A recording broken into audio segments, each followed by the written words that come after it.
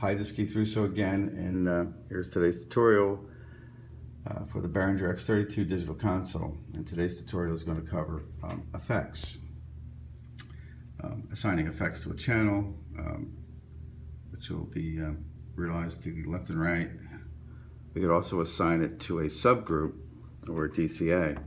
The advantage of sending it to a DCA is if you're mixing via DCAs like I normally do, you could easily just mute it at the end of a song so that the announcements and such isn't reverbing. An advantage to sending it to a subgroup as well would be to be able to give it special dynamics or EQ. It also could be assigned to a matrix via the subgroup. So anyhow, here we go. I set up the console with a channel 1 as microphone. We have DCA 1 as being microphones. We have subgroup. I set this up basically 4, 8, and 4. So number 5 aux is actually subgroup number 1, and that's for vocal. Aux 1 is a pre-fader monitor send to here. House is here. And I also set up a matrix, which goes to here. It gets crazy. Anyhow, so we start with basically applying an effect to the vocal mic. Check 1, 2.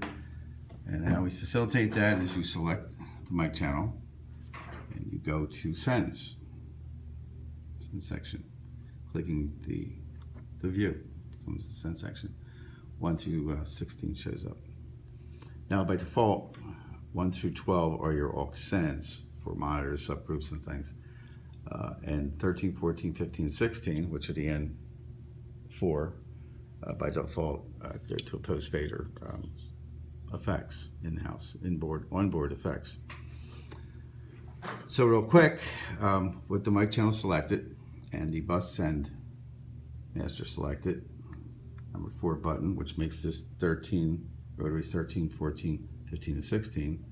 Reverb is on 13, so by turning this clockwise, you're increasing 13, which is going to the reverb. Check 1, 2. So you have reverb in the house right now. Check 1, 2. The reason for that is because reverb by default, going to the reverb return section here, by clicking the select, you'll notice they home run to left and right. All these do. As you remember, what we had done originally is all the channels had home run to left and right, but in order to send it to a subgroup, we had to disengage the send to left and right, assign it to a subgroup, and assign that subgroup to a left and right. And we're going to do the same pretty much with the effects, because if we don't, check 1, 2, when we bring down the subgroup, check 1, 2, you still have reverb going to left and right. So even though check 1, 2, the channel is down, you don't have the actual signal, you're still getting reverb. Yeah, I have to talk a little light to explain that. So, now what we'll do is we'll go into effects, the 3rd layer. We'll select each of the effects and deselect stereo assignment. Stereo assignment. These are in stereo, so you have to click the first of the 2. They're increments of 2.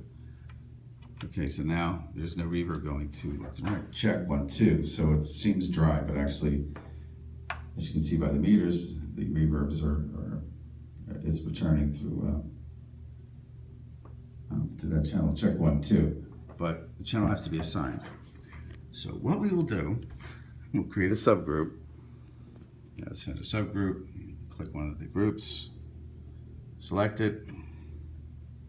Sends on fader. And you unmute channels that you want to be assigned. Deselect, sends on fader, boom, and it's done. Now this particular fader right here Thumbs up. And probably be a smart idea to change it to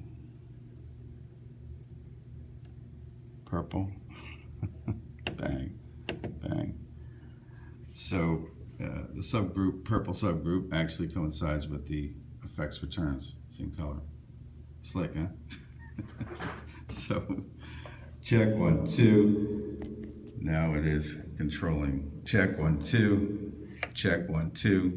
The return for the reverb. And again, you can EQ it, send dynamics, gates, compressors, things like that. Also, it can be utilized by a matrix now. And to do that, we'll do the next tutorial for that one. And that's it. Over and out.